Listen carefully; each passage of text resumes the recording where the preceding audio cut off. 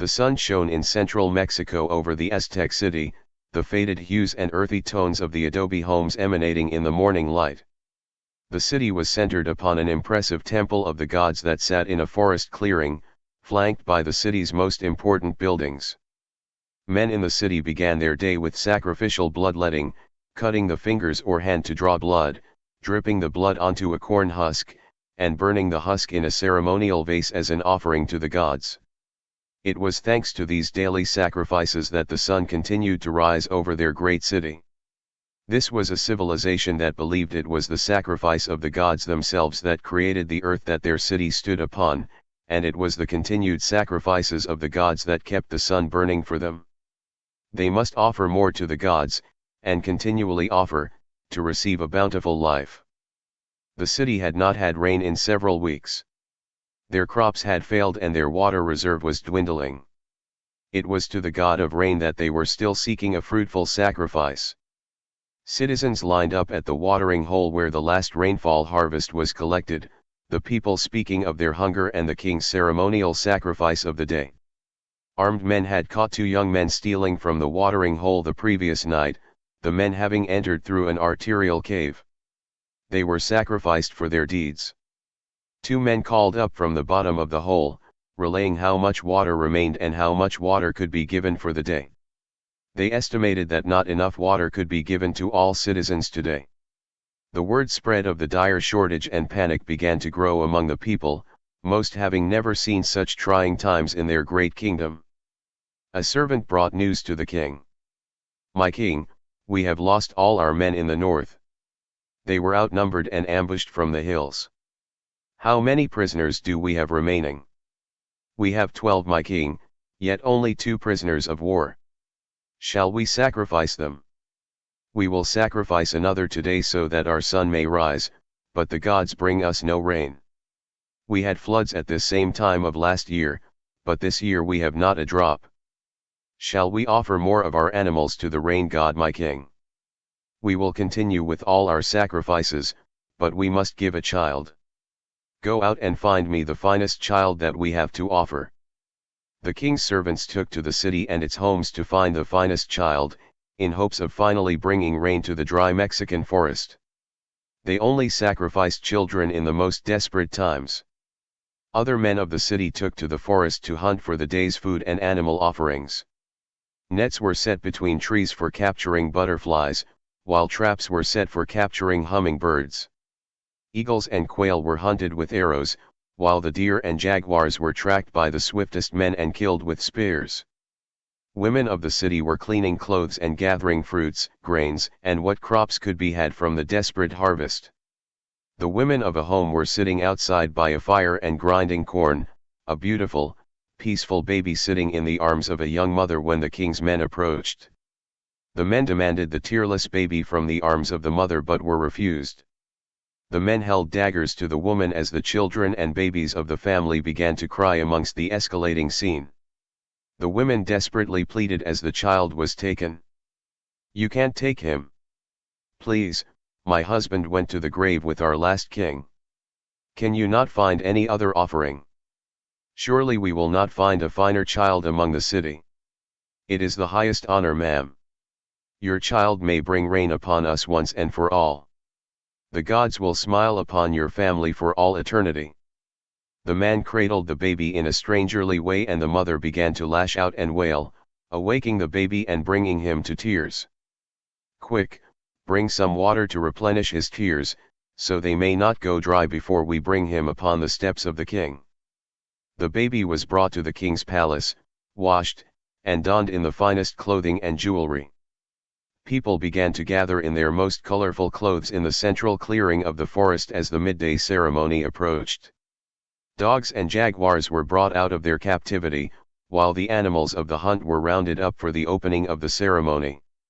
A prisoner of war was selected and dressed in a feathered costume of the sun god, wearing a tall headdress.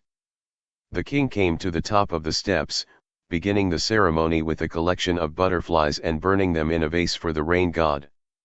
Quail were also butchered and offered to the rain god. People were still settling in as the offerings proceeded. dog, deer, eagles, and a jaguar followed as the first offerings to the sun god, with some collateral injuries to the men wrangling the jaguar as they brought the hungry animal to the sacrificial podium. Citizens could be heard discussing the sacrifices in the crowd. I think the problem is we aren't sacrificing the right animals. We should try some new animals. I think it's the quantity. These animals are fine, keep them the same. I think we just need to offer more of them. Send more men out on the hunts. That could be, I just don't think the winged animals are enough. They aren't cutting it. The citizens clapped as the costumed prisoner of war was marched through the crowd towards the looming steps of the temple. I heard we are offering a child today. God bless the family. I think it's a bad idea. The last time we did so the skies opened up for many days and brought torrential floods, spoiling our whole harvest. Why don't we just move closer to some water? How long can we rely on rain? Like where? You know our city is the only such on the earth.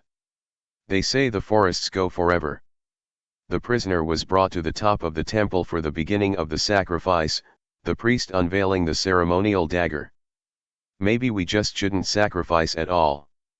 If we continue like this we may have nothing left. We could decimate ourselves.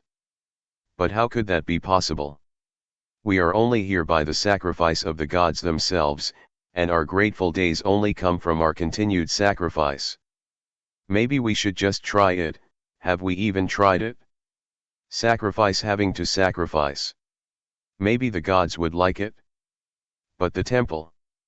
We cannot leave such a godly temple, its fresh stones shimmering in the sun, to sit without sacrifice. I helped build that temple. You too. We spent the last 10 years of our lives finishing that temple. There is nothing godly about that bloody thing. The priest cut the toes and fingers from the prisoner as he lay upon the podium. The crowd clapped. You know, I think prisoners of war aren't the proper sacrifice. How can it be a proper sacrifice if it is an enemy of war, even if they are of the highest status? It is not one of our own. We would have had them dead anyways. You're right, one of our own warriors would be more appropriate. The priest plunged the dagger into the prisoner's stomach, driving it up to his throat, opening the chest cavity. The prisoner moaned in pain as his arms and legs were held down. The prisoner spoke foul words and told them to kill him before it was too late. The priest thrust his hand into the prisoner's open chest and reached for his heart, to be burned or eaten by the priest as the ultimate sacrifice. The man was still conscious after significant blood loss and damage to his internal organs. Look! The gods walk among us today, the king yelled to the crowd, today will be our most bountiful sacrifice. The crowd cheered. The priest was having trouble dislodging the prisoner's heart and ripped out his spleen, mistaking it for the heart that he thought he held. The servants in shock loosened their grip on the prisoner's limbs, staggering back from the podium and the godly man. The prisoner then gave a woeful cry of pain and thrust himself from the podium. The crowd gasped while the priest stood in shock with his jaw dropped. The prisoner fell to his knees and stumbled toward the priest. Kill him, the king yelled, kill the man once and for all. The prisoner grabbed at the priest's knees and forced him down, the priest dropping the ceremonial dagger to the ground in the act. The prisoner grabbed the dagger between his butchered hands and stumbled towards the king, wrapping his arms around the king and driving the dagger through his back directly into his heart. The prisoner removed his arms from around the king and the king fell down the high stairs of the temple, his lifeless body settling at the feet of the astonished crowd. The crowd was silent for a moment at what they had witnessed, and then burst into mayhem, screaming as they scattered, running in all directions in complete havoc as the deathless prisoners stood atop their precious temple.